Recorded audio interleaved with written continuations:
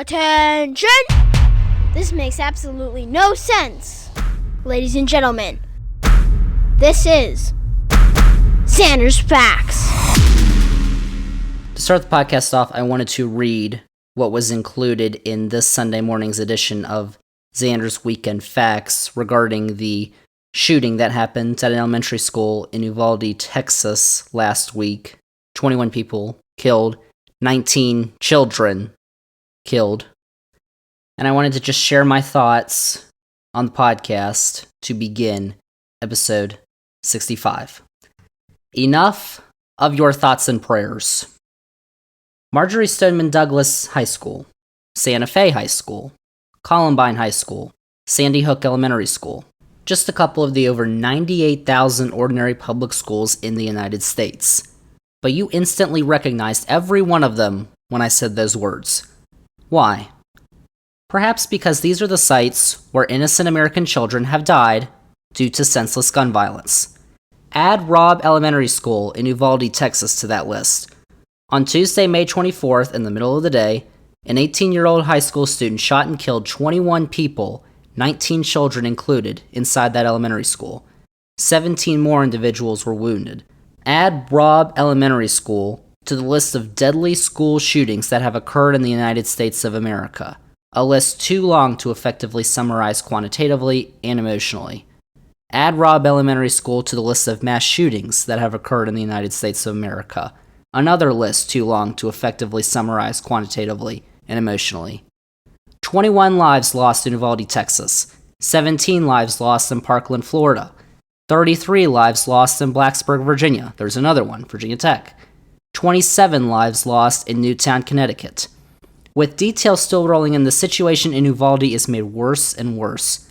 In the hours after the first reports, the death toll seemed to keep growing. In the days that have followed, we have discovered that the shooter began his rampage by shooting his grandmother in the forehead after an argument. She ultimately survived. The shooter then drove his grandmother's car to Robb Elementary School, crashed the car, and fired his AR-15 style rifle for nearly 12 minutes outside the building. He then entered the building and remained for the next hour while police failed to engage. He was eventually shot and killed by U.S. Border Patrol. The police response, or lack thereof, to the situation has led to another level of aggravation in an already tense, heightened period. The shooter was in the building alive for up to an hour? What were police waiting for? Why were police more focused on stopping parents from obtaining their children instead of stopping the active shooter? Were police scared of a lone individual with an AR-15 style rifle? The answer appears to be yes, since it took a U.S. Border Patrol agent to finally end the situation, but not before 21 people lost their lives. The more that's being learned, the more that a lack of competence is being found in the leaders that the Uvalde community was supposed to trust. But remember, we are talking about the state of Texas, the state whose governor, Greg Abbott, has pushed and now signed into law bills that have loosened gun restrictions in Texas.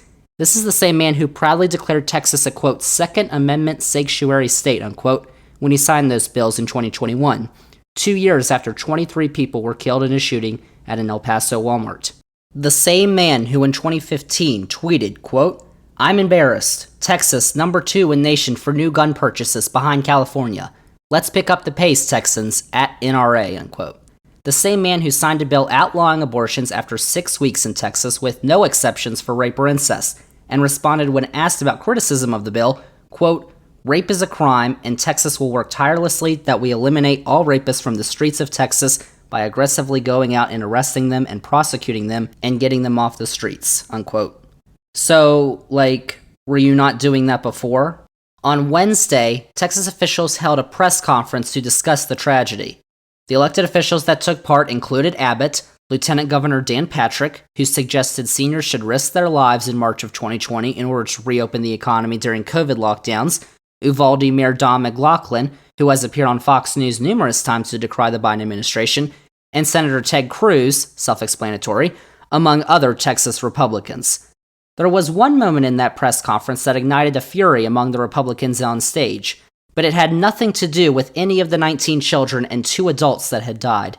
It occurred when Texas Democratic gubernatorial candidate Beto O'Rourke interrupted the press conference that was airing on national television.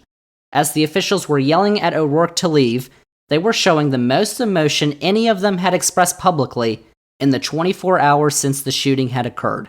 A funny thing, isn't it? When the head basketball coach of the Golden State Warriors shows more emotion than any Republican on the issue of gun violence, there may just be something wrong. I'm not going to talk about basketball. Nothing's happened with our team in the last 6 hours. We're going to start the same way tonight. Any basketball questions don't matter. Since we left shoot-around, 14 children were killed 400 miles from here, and a teacher. And in the last 10 days, we've had elderly black people killed in a supermarket in Buffalo. We've had Asian churchgoers killed in Southern California, and now we have children murdered at school. When are we going to do something? I'm tired. I'm so tired of getting up here and offering condolences to the devastated families that are out there. I'm so tired of I'm tired of the moments of silence. Enough. There's 50 senators right now who refuse to vote on H.R. 8, which is a background check rule that the House passed a couple of years ago. It's been sitting there for 2 years. And there's a reason they won't vote on it, to hold on to power. So I ask you, Mitch McConnell, I ask all of you senators who refuse to do anything about the violence and school shootings and supermarket shootings, I ask you, are you going to put your own desire for power ahead of the lives of our children and our elderly and our churchgoers? Because that's what it looks like. It's what we do every week. So I'm fed up. I've had enough. We're going to play the game tonight, but I want every person here, every person listening to this to think about your own child or grandchild or mother or father or sister, brother. How would you feel if this happened to you today? We can't get numb to this. We can't sit here and just read about it and go, well, let's have a moment of silence. Yeah, go Dubs, Come on, Mavs, let's go. That's what we're going to do. We're going to go play a basketball game. And 50 senators in Washington are going to hold us hostage. Do you realize that 90% of Americans, regardless of political party, want background check, universal background check? 90% of us, we are being held hostage by 50 senators in Washington who refuse to even put it to a vote, despite what we, the American people, want. They won't vote on it because they want to hold on to their own power. It's pathetic. I've had enough. After O'Rourke left the building the press conference was being held in, he addressed reporters located outside. O'Rourke proposed 4 simple solutions to combat the onslaught of mass shootings Texas and the United States are facing. Stop selling AR-15s, the gun that the shooter used, have universal background checks, red flag laws or extreme risk protection orders, and safe storage laws. Actual solutions that would work to eliminate weapons from dangerous individuals. What have those Texas Republicans on that stage proposed? Any proposals restricting access to guns? Nope. Cruz was asked by the UK's Sky News if now was the time to reform gun laws. His answer attacked the interviewer for going into the topic and denied that gun control bills proposed by Democrats would have stopped the shooting. Instead, Cruz has claimed that only having one door into and out of the school is the solution. But hey, at least he's actually in Texas and not in Cancun this time. Most of the focus from Republicans has gone towards school safety and mental health. Republicans are now trying to put more guns in the classroom by pushing to arm teachers. In regards to mental health, Abbott said in that Wednesday press conference that mental health was to blame for the Uvalde shooting.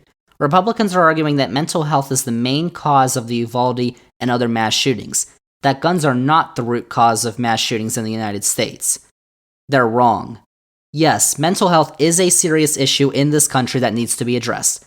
But if Republicans actually cared about mental health, why did Abbott sign a bill cutting the state's mental health budget by $211 million this year? If mental health was the true underlying issue, then wouldn't every country be dealing with mass shootings in the same vein as the United States? In 2019, 16.9% of the US population was suffering from a mental health disorder. That number was 19.4% in Australia, 15% in Canada, 19% in New Zealand, and 15.1% in the United Kingdom. The United States ranked 13th in mental health disorders in 2019, on par with other first world nations. Mental health issues are not solely an American problem. Mass shootings are. Cruz, Abbott, and others have suggested that the only way to prevent these bad guys with guns are good guys with guns. But there were good guys with guns inside of the school. At least 7 officers were inside of the school at the time. 21 lives were still lost. There was an armed security guard at the front of the grocery store in Buffalo. 10 lives were still lost. There was an armed officer at Marjory Stoneman Douglas High School. 17 lives were still lost. Is the only answer to arm everyone inside of a school? Should teachers be carrying around handguns on their waist while teaching math? The only answer is to make our schools look like war zones?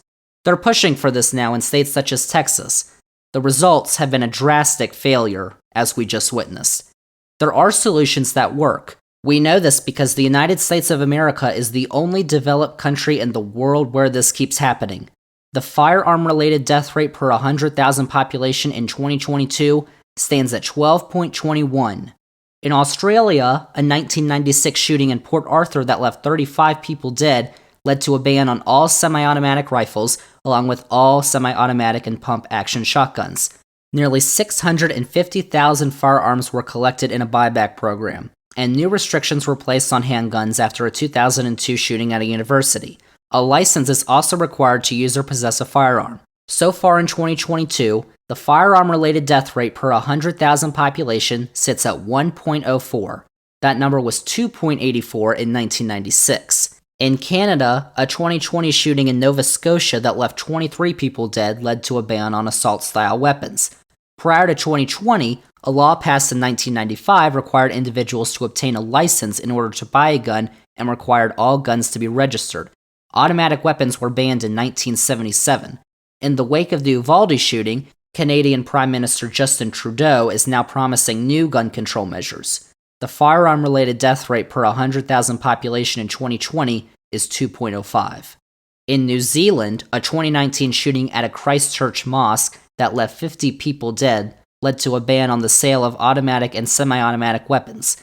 The next year, New Zealand banned other weapons, including short semi-automatic rifles, and created a national registry of guns that are bought and sold. A mandatory buyback program collected over 50,000 firearms and over 200,000 gun parts. This year, the firearm-related death rate per 100,000 population stands at 1.07. In the United Kingdom, a 1996 school shooting at Dunblane Primary School that left 17 people dead in Scotland led to a ban on high-caliber pistols. Earlier reforms stemming from the aftermaths of previous mass shootings banned pump-action shotguns, self-loading rifles, fully automatic, and semi-automatic weapons. The United Kingdom is not a gun-free state, as guns are still allowed. However, the measures have lowered the firearm-related death rate per 100,000 population to 0.23 so far this year. In 1996, that number was 0.42. In all 4 of those countries, assault-style firearms were used in mass shootings. In all 4 of those countries, assault-style firearms have been heavily regulated and outright banned in some cases. Those were those countries' responses to mass shootings. So why is our response to criticize how many doors are in a school? Why is our response to only blame mental health? Why is our response to berate those seeking change now, saying it's too soon? Those other countries are still dealing with gun violence, but as evidence, at a much lower rate than the United States. Mass shootings have been basically non-existent after major firearm reforms were instituted in those countries. Instead of worrying about their own nations, foreign news outlets now have to cover the carnage taking place in America. A screenshot from BBC.com on Wednesday evening US time showed that 2 of the top 5 stories were dedicated to the epidemic of gun violence in the United States. Another screenshot of BBC.com on Saturday morning US time showed that 4 days after the shooting occurred, it still occupied the top spot on the website of Britain's largest media outlet. World leaders are having to take time out of their schedules to offer condolences to the United States. Ukrainian President Volodymyr Zelensky stated, quote, "I would like to express my condolences to all of the relatives and family members of the children who were killed in an awful shooting in Texas in a school," unquote. Think about that. The president of Ukraine, a country undergoing a major assault on its freedom and independence during an unjustified invasion by dictatorial Russia, has to use up some of his invaluable time to express condolences to those in the United States after a deadly school shooting. Think about that. What does that say about this country? Ted Cruz angrily argued that the United States is, quote, the freest, most prosperous, safest country on earth, unquote. But is it? Heritage's 2022 Index of Economic Freedom found that the United States ranked 25th in the world. The Cato Institute's Human Freedom Index placed the U.S. at 15 in 2021. On the Legatum Prosperity Index, the U.S. placed in 20th last year. On the 2021 Global Peace Index, the U.S. topped out at a whopping 122nd place on the list of most peaceful countries. Now, those rankings certainly aren't bad and are better than most countries, with the notable exception of the Global Peace Index, but they contradict Cruz's claim with data and facts. Clearly, there are countries that are freer, more prosperous, and definitely safer.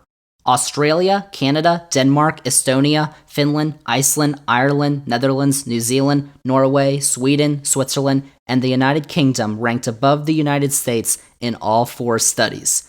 So why do we allow conservatives to continue parroting these talking points that America is the best and no one beats us? It's clearly not true. The same people that we allow to grasp at straws every time another mass shooting happens in the United States. First, the problem is mental health. Then it's doors in schools. Now it's critical race theory and wokeness. Every time when guns are brought into the discussion, it's quote-unquote too soon. Just another deflection away from a losing issue for Republicans. A new CBS News YouGov poll found that 54% of Americans believe gun laws should be stricter than they are now. Only 16% believe they should be less strict. A 2021 Morning Consult poll found that 84% of Americans support universal background checks. A Morning Consult Politico poll released on Thursday showed that 88% of Americans support universal background checks. Also in that poll, 84% support banning sales of firearms to individuals reported as dangerous by mental health providers. 77% support requiring all gun owners to store their firearms in safe storage units. 75% support creating a nationwide database for all gun sales. Finally, 67% support banning assault-style weapons. There are solutions to fix this problem. We have other countries to look at, and the American people are behind these proposals. We should not let soulless organizations such as the National Rifle Association get in the way of actual change that would better our country. The same NRA, mind you, that banned guns from their conference held in Houston this past Friday. Gun control solutions need to be implemented in order to stop the senseless mass shootings we have sadly become accustomed to. The data does not lie. So far this year, 213 mass shootings have occurred in the United States. It is the first day of June. Additionally, 288 school shootings have taken place in the U.S. this year. That is by far the most out of any country in the world. The second highest was Mexico. They had 8. No wonder teachers are leaving the classroom at record levels. They are literally under attack from every angle imaginable. False critical race theory conspiracies, criminally low pay, and school shootings are leading to an exodus of teachers from schools. No wonder students are falling behind in the classroom, and stress levels among children are reaching alarming numbers. They are literally the targets at the ends of high-capacity murder weapons in their own classrooms. Our children are taking time out of their education to practice hiding from school shooters. We have to do this because our children are getting slaughtered in the places they are supposed to be learning. The only thing the children in Uvalde learned on Tuesday is that their elected officials have failed them. We have a choice to make in this country. We can choose to keep our guns that fire hundreds of rounds per minute that have been banned in most of the developed world, or we can choose to spare the lives of innocent children and many other Americans that have been harmed by gun violence. Many Republicans appear to have made their choice. Instead of following them towards more gun violence, now is the time for all of us to make the right choice in this scenario. One the rest of the developed world has already made. If we don't, the US will just continue to slide down the list of peaceful nations. Am I optimistic any necessary change will occur in the near future? Absolutely not. In fact, I'm near certain that the cycle we have been a part of for years will only continue. A mass shooting will occur, outrage will ensue, nothing will be done, another mass shooting occurs, repeat. But that doesn't mean we need to stop trying. Change can come slowly, but that doesn't mean it won't come at all. Remember, 21 lives were lost on Tuesday in Uvalde, Texas. 2 women lost their lives trying to protect the students for whom they cared for an entire school year. 2 families whose lives have been shattered because of America's endless school shooting epidemic. Actually, make that 22 lives lost. The husband of one of the teachers that lost their lives passed away on Thursday of a heart attack just after dropping flowers off at the school. 19 children lost their lives in a place they were supposed to feel safe and secure. 19 families whose lives have forever been altered due to another shooting inside of a school full of young children. Older siblings who will never be able to mentor and play with their siblings again. Younger siblings who are wondering where the siblings they had looked up to for their entire lives have gone. And the worst part about all of this, these lives didn't have to be lost. No life in this country lost to gun violence is necessary, and nearly all of them could have easily been prevented. It's okay to feel sad, it's okay to feel angry. If you don't, you've probably come to the realization that this is going to keep happening, and there's nothing we can do. However, it's time to put all that emotion to good use. No more useless Facebook comments stating, quote, thoughts and prayers, unquote. Enough. How about voting for candidates that will actually enact change once in office? It doesn't matter if it's for your local city, county, or town, your state, or federal office. If there is an election, you need to be voting. In a democracy, our voice can be heard the loudest at the ballot box. Things don't have to be this way. Mass shootings do not have to be the norm in the United States of America. Innocent lives in this country can be saved. All it takes is a voice. Make that voice yours. If you haven't read Zander's Weekend Facts from this past Sunday, I would highly encourage you to do so. There are many external links on there that lead to very important and factual information that I would encourage you to check out that back up the claims in that piece. And this is an extremely important issue. Not just people, but innocent children are dying because of the negligence of this country. The Second Amendment states, quote, a well-regulated militia being necessary to the security of a free state, the right of the people to keep and bear arms shall not be infringed, unquote. Where in that does it say that we have the right to go into a school and fire at innocent children and kill them? Well-regulated. That's all we're asking for. That's what I'll leave you with this topic for today.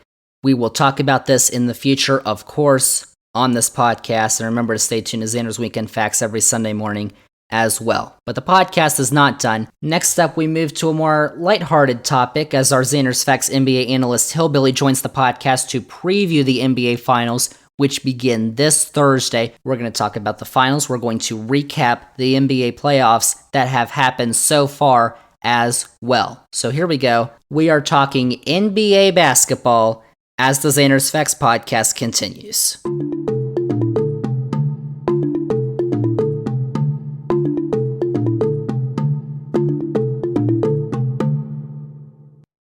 Zander's Facts. All right, Zander's Facts, episode 65 here on Wednesday, June 1st. And as we continue on the podcast, we are talking about the NBA Finals with, of course, our Zander's Facts NBA analyst, Hillbilly. Hillbilly, welcome back to the podcast. Thank you very much, Zander. So, Hillbilly is here to talk about the NBA Finals because those begin on Thursday. The Celtics and the Warriors are the final 2 teams left in the race to become NBA champions. But the playoffs, we've had 3 playoff rounds now that have already happened. So, Hillbilly, out of all those games, we had 16 teams, 14 have been eliminated, 2 are left. What is your overall take on the playoffs so far? I think it's been a lot of fun to watch, but I do think that it has been another piece of evidence that they need to lower the number of games in the regular season, because it seems like once again the champion is determined by who has the fewest injuries. And this season, I think this year was worse than any other ones. I mean, every team, I mean, the number of superstars that we didn't get to see play because of injuries is really kind of staggering. And that's not to take anything away from the Warriors and the Celtics, who worked very hard to get here, but each one of them, they were just healthier than the other teams they played. And the Warriors were not exactly healthy during the season either. No, they weren't, but they got healthy at the right time. And that seems to be the single biggest factor in whether or not you can win a championship, is whether you stay healthy. And that's kind of a shame. So let's go down here what happened in the NBA playoffs so far. We had the first round. The Warriors were the 3 seed in the Western Conference. They took care of the Nuggets, as most people thought, because the Nuggets were ravaged by injuries, even though they have the 2-time reigning MVP now, Nikola Jokic. They blew him out 4-1, and then they faced a very young Memphis squad in the second round, who they beat 4-2, and then the Western Conference Finals. So what did you see from the Warriors in their 3 previous series in the playoffs, just overall? Well, it's interesting because one of the things that a lot of people are saying is that the Warriors just kind of had a super easy ride because of injuries, like I just talked about. I mean, the same thing is true with the Celtics. But the Warriors took care of business. They didn't play around. They just finished those teams off pretty quickly. And the Grizzlies, they were still a really tough team. Even without Ja, their record without Ja was fantastic. So that was still a really tough out, and they took care of business against them. And the Mavericks, it wasn't really injuries. They just didn't have anybody other than Luka that could really, compete. But, I think they just basically showed that they know what it takes to win. They're not playing around, and they're ready to go. And they beat the Mavericks in 5 games in the Western Conference Finals. And the Mavericks were the 4 seed in the West, so they had to go through the 1 seed.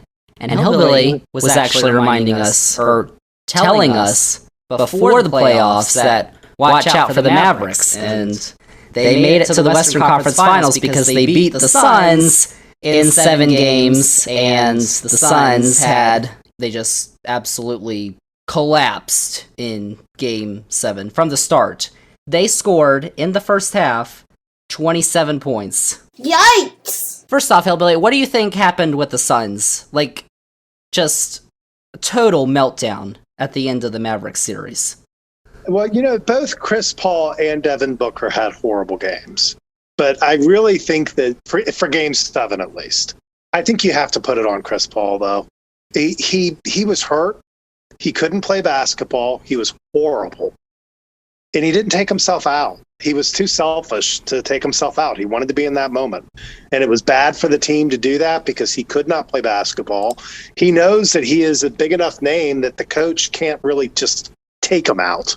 And I think that move, they couldn't even get their offense started. It wasn't really anybody else's fault on that team other than Chris Paul when he's the guy initiating the offense. And when the person who initiates the offense cannot play basketball, you have no chance. And that's what happened. The Mavericks, they were not afraid of them at all. And that's why Luka was smiling the whole game, is because he knew that they couldn't get any offense going, and he also knew that he could hunt Chris Paul the entire game, which he did, and he knew that Chris Paul couldn't guard him. And I think it's telling about Chris Paul that, he should have taken himself out of that game, and he just wouldn't do it.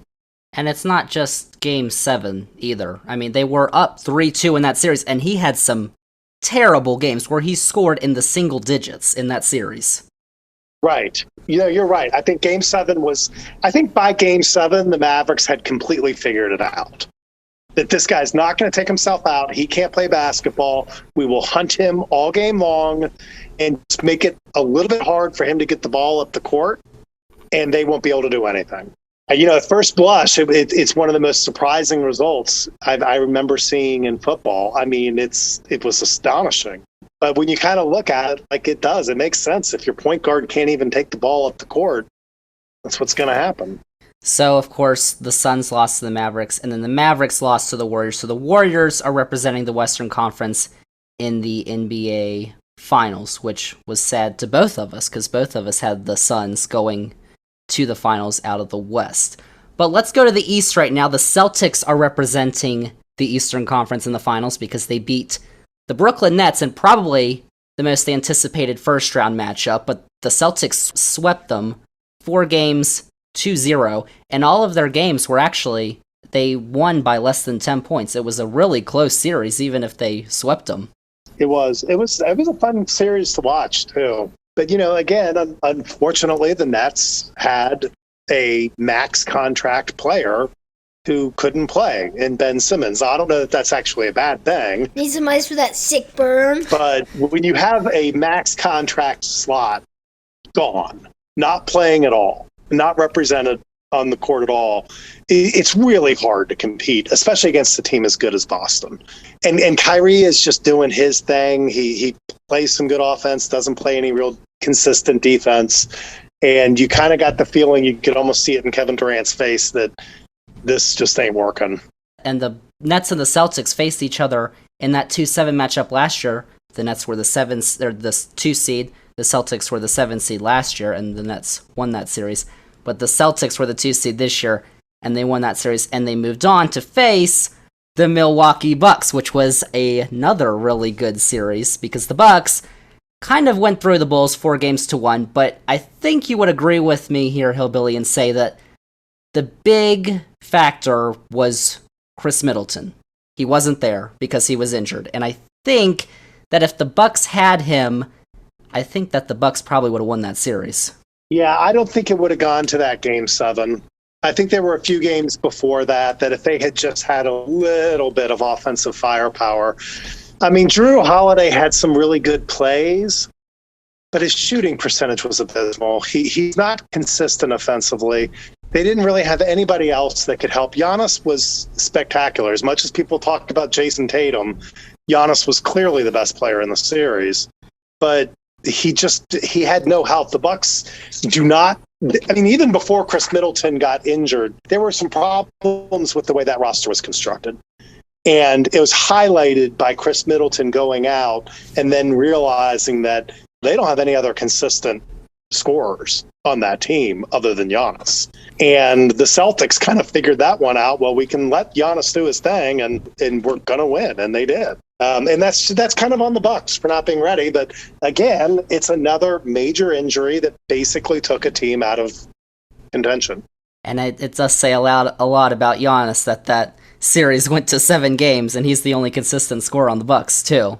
Yeah, it really does. I think Giannis looked even better than he did last year. Spitting the truth. Like he really kind of had it figured out. But I mean, you look at the Bucks, you take Giannis off of that team, and I don't know if that team even makes the playoffs in the East. It's tough. So the Celtics moved on in 7 games in the conference semifinals over the Bucks, and they faced the top seed in the East, the Miami Heat, who kind of blew past the Hawks. And then they faced the 76ers in the semifinals, conference semifinals. They beat them in 6 games, a lot of it probably due to Joel Embiid, who was the best player on that floor, getting injured. But they beat them in 6 games, and they faced the Celtics, another series for the Celtics that went to 7 games. Yeah, they had back-to-back 7 game 7s. And while the one against the Bucks was not particularly competitive, I think the Bucks had basically completely run out of gas at that point. That game against the Heat was very competitive, and it got really competitive at the end there and was a lot of fun to watch. And I think it probably took a whole lot out of the Celtics. But they did. I mean, at the end of the day, they did it. I was a little worried. Well, I think with the Heat down 2 and Jimmy Butler, going down the court and pulling up for 3 from spot he made threes in that series and in that game. I mean, if I was a Celtics fan, oh my gosh, when he shot that's the thing. But I was pulling for the Celtics. Disgusting. Of course. Well, I can't remember if it was Van Gundy or Jackson that was getting on Butler for taking that shot. I think it was Van Gundy. Mama, there goes that man. But I couldn't disagree. I think you want him to take that shot. You want him to be aggressive. You want him to take that shot. I thought he was going to make it. And I thought that was the end of the game because the Heat kind of deserved to win that game the way they came back. But that's the way it rolls. He just happened to miss that one. So, well, he scored 35 points. Like, you could arguably say he's the best player on the floor on Sunday night. The Eastern Conference Championship MVP was not Jason Tatum. It was definitely Jimmy Butler. I mean, he was clearly the best player out there. I mean, I think part of that is because Jason Tatum had more help, and so he didn't have to push it as much. But what Butler did was just amazing. I mean, I just got done talking about the Bucks not having a consistent scorer outside of Giannis. The exact same thing is true for the Heat outside of Jimmy Butler. I mean, Tyler Hero is supposed to be their consistent scorer off the bench, and he was injured, unfortunately.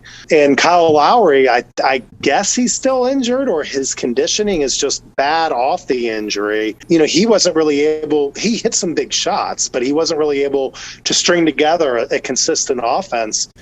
And with all that, they still managed to take the Celtics right to the wire, which is really, really impressive. So the Heat definitely did not have the same amount of talent that the Celtics did, but they still brought it to 7 games. Jimmy Butler, Eastern Conference Finals MVP. But of course they had to give it to Jason Tatum because the Celtics won. And Tatum played well, too. He did, but I think they had, I think that some of the problems that they had in that series are going to hurt them against the Warriors. And, you know, because the Heat were consistently double-teaming Tatum. And not only double-teaming him, but they would have a third guy shading over and basically staring at him the whole time. The Celtics didn't take advantage of that. They should have. Their passes out of the double-team, it looked like Tatum was surprised he was being double-teamed every time. And he didn't know where to go with it. And, you know, when a team double-teams that hard, it's usually a really drastic sign that there's something really wrong because you're leaving somebody wide open. And it just, a good offense can take advantage of that. And the Celtics really kind of didn't. I mean, their offense did not look like it had a good flow during that game, during Game 7.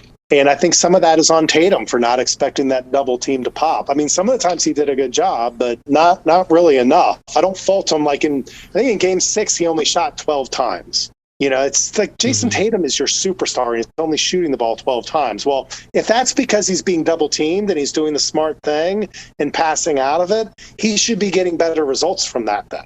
And I think that's Jason Tatum being, 24 years old and still kind of learning, you know, how to deal with that. Yeah, we have to remember he is 24 years old. We are going to preview the NBA Finals in just a second, the Warriors and the Celtics. I did want to say, though, you know, Boston did have those 2 Game 7s in back-to-back series, but their Game 7 against the Bucks was at home. This one was on the road, and, you know, in the series, I think 5 of the 7 times the road team won. Boston won in that road Game 7. They are 5-4 all-time in road Game 7s, the only franchise that has a winning record in those games. And this was the first time that Miami had gotten to the conference finals and lost under their head coach, Erik Spoelstra. And the Celtics also did not trail the entire time in that Game 7. They are only one of 3 teams to do that, including the Mavericks against the Suns earlier in the playoffs, and in 2009, the Lakers against the Rockets in the conference semifinals. That's a fact! But we've recapped the playoffs so far. Let's get to the NBA Finals, our NBA Finals preview. The Finals is returning to its regular place on the calendar in June for the first time in 3 years, which was also the last time that the Warriors were in the playoffs. But we've got the Celtics and the Warriors, Hillbilly. So what are you looking at for this upcoming matchup? Well, you know, I'm interested to see how much of an effect some things like the amount of, or the number of minutes played by the Celtics and how exhausted I think they must be versus the Warriors. They do get a few days off, but Boston just got done with some really difficult series.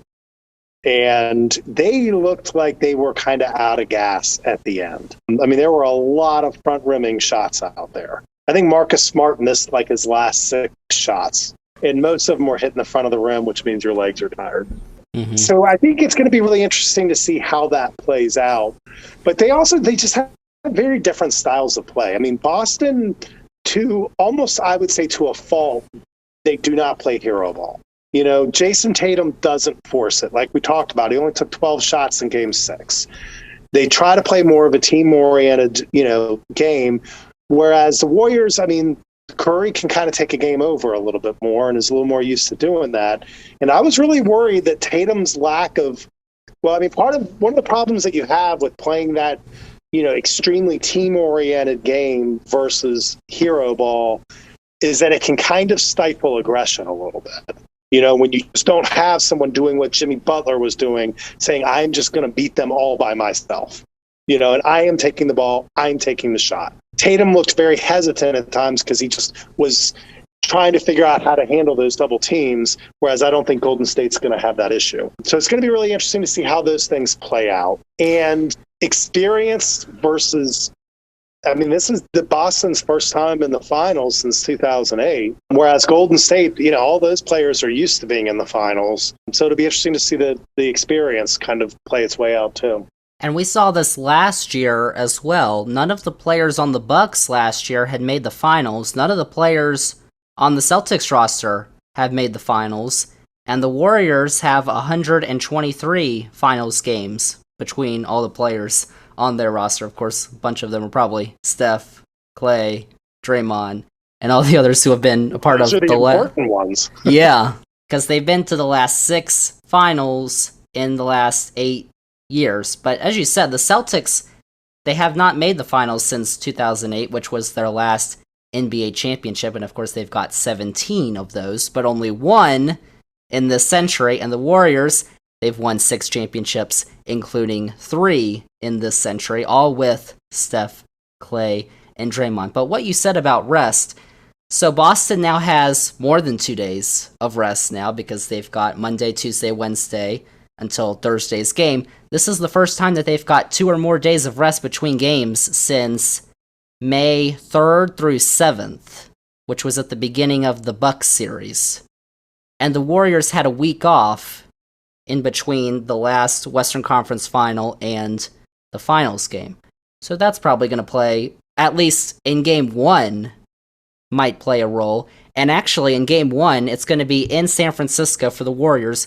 The Warriors have won 13 consecutive game 1s at home. Too many facts. The Warriors are kind of fabled for having a really strong home court advantage.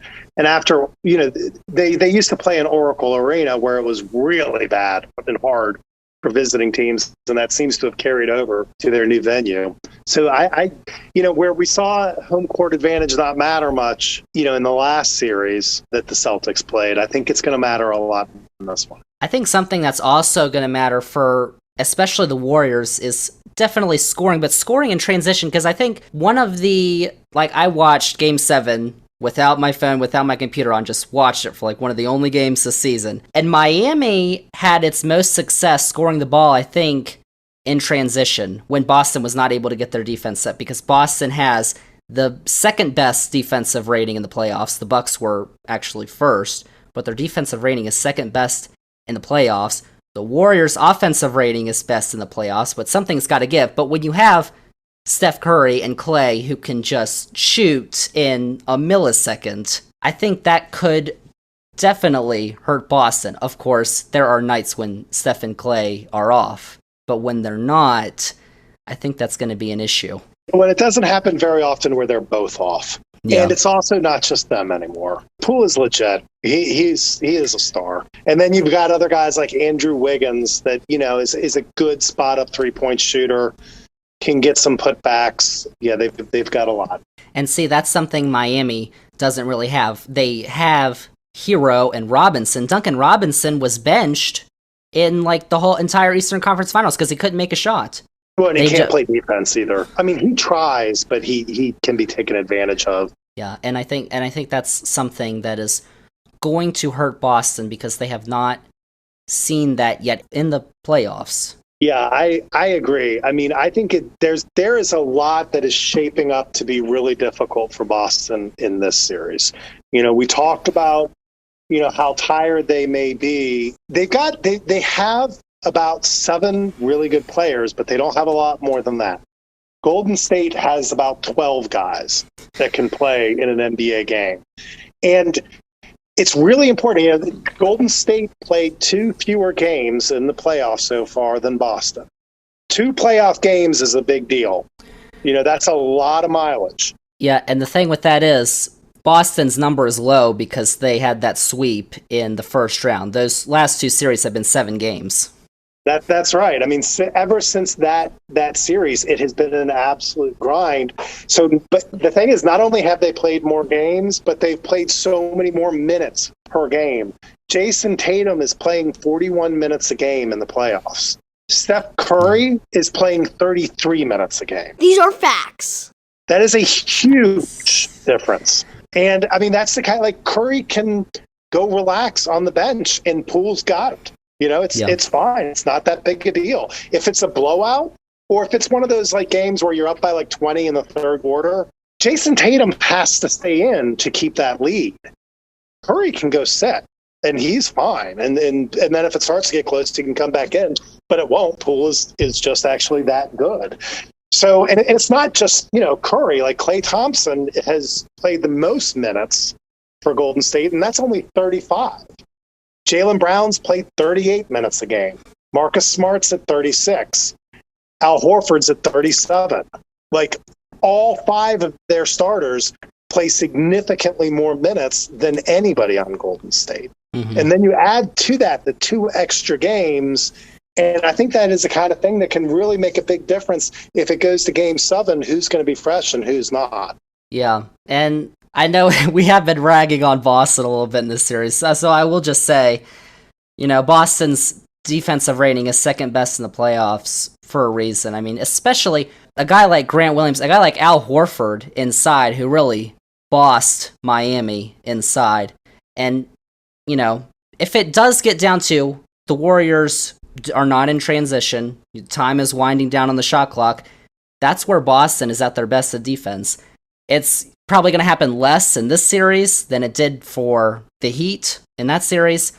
But when that happens, the Celtics, I think, have a clear advantage there. Yeah, first of all, Golden State is not a bad defensive team. No, that's definitely. That's the thing that is always forgotten about Golden State, is that even during the heyday of the Splash Brothers era, their defense was always one of the very best in the league.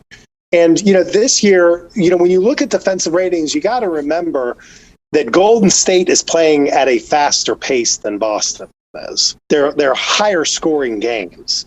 Field goal percentage wise, Boston's number 2 in field goal percentage allowed at 43.3%.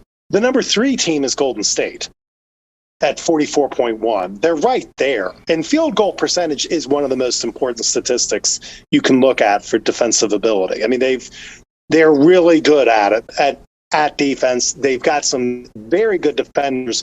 One of the issues that Boston has is that Jason Tatum, as good as he is, and one of the reasons he is so awesome is because he's such a good two-way player.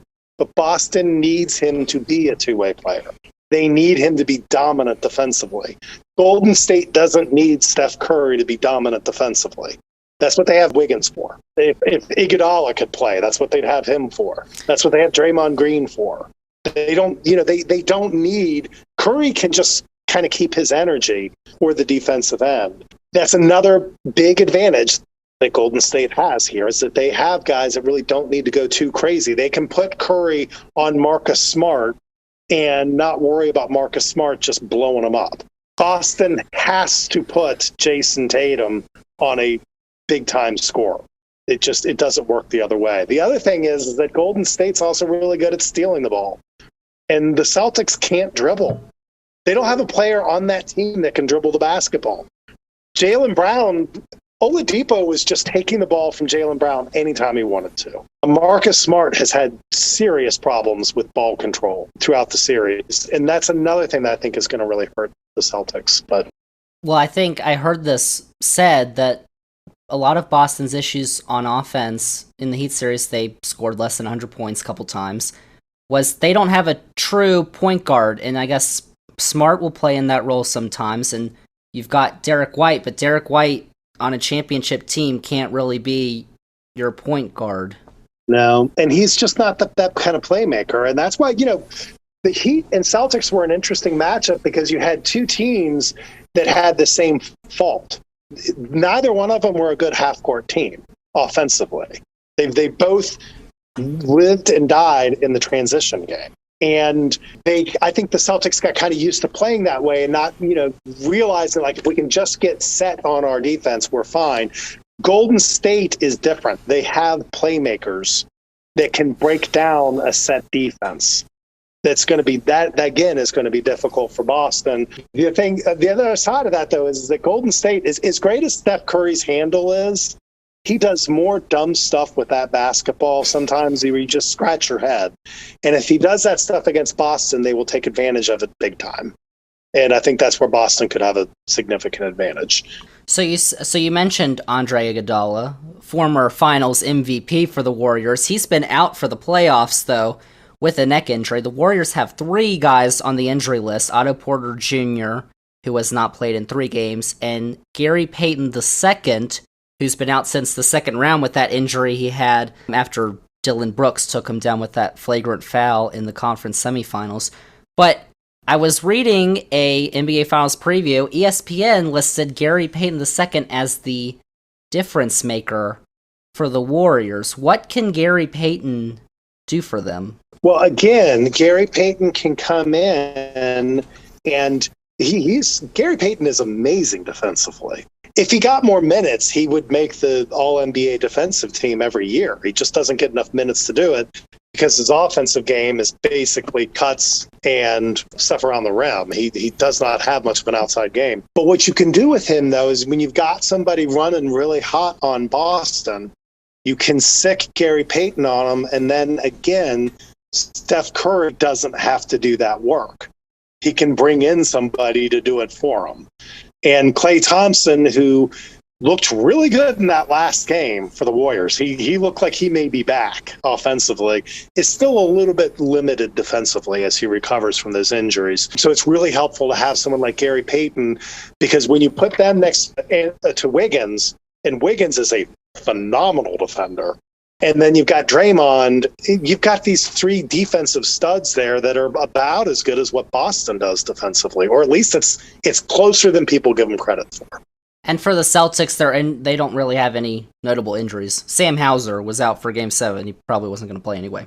So, with all that out of the way, let's get down to our predictions for this finals matchup. So first off, Vegas has got the Warriors favored. They're listed at minus 160. So the Warriors are favored to win this series. Game 1 of the finals tips off on Thursday night. Here comes the fact. So Hillbilly, who you got, Celtics or Warriors? I think with all that we've talked about, I think it is difficult to pick against the Warriors. They've done it before.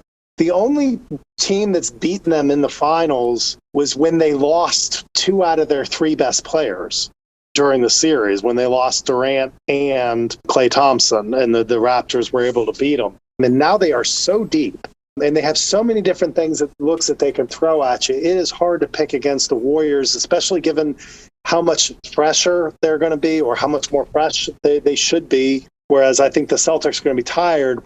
And I don't know how much I like the matchup for the Celtics anyways, but I will say this, Steve Kerr took over for the Warriors in 2014, and he has a winning record against every single team in the NBA, except for the Boston Celtics. It's the truth. And I think that there is something to that. I think that when you have those kinds of wing defenders that the Celtics have in Brown and Tatum, and Smart is really almost plays more like a wing than a guard, you can really, really frustrate some teams.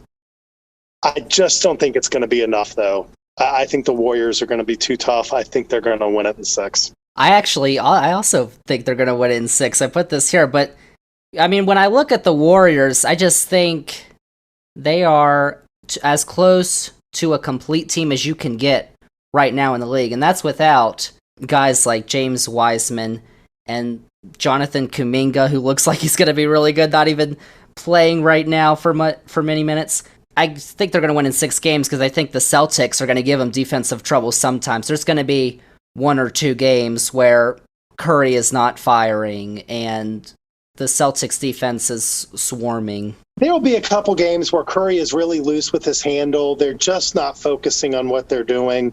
I mean, we saw some embarrassing games from Golden State, where Draymond's actually hooting and hollering with the opposing crowd in Memphis as they're getting their butts kicked because they weren't focusing that game. So I think the Celtics are definitely going to take a couple games. Yeah, and especially with the talent the Celtics have and how they can, stop Golden State on defense if Golden State is not focusing and having a bad night. So I've got Warriors in 6 as well. All right, Hillbilly. So NBA Finals. Now we got our picks. Warriors in 6. Actually, this would be the 7th championship for the Warriors. Their 4th this century. Their 4th with their current squad. So there you go. Our NBA Finals preview here on the Zander's Facts podcast with our NBA analyst, Hillbilly. Hillbilly, thanks for coming on the podcast.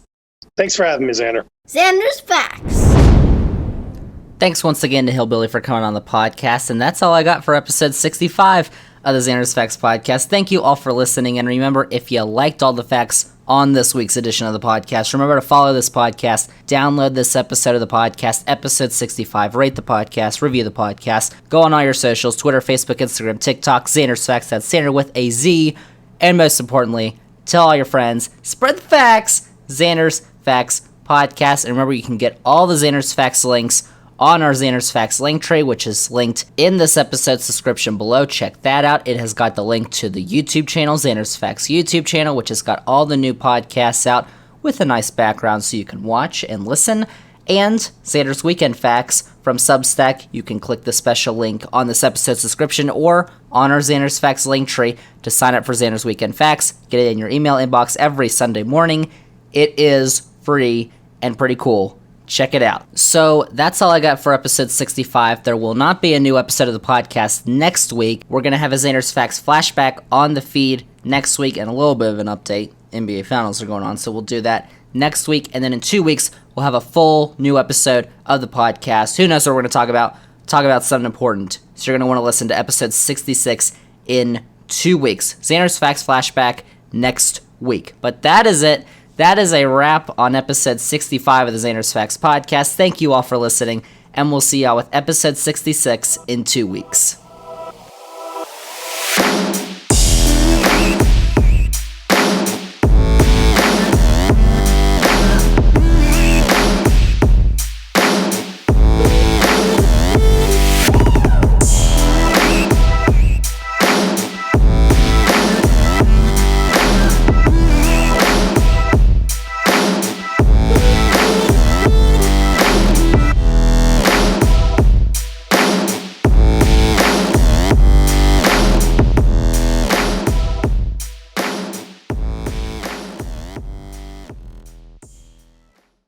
What a time to be alive.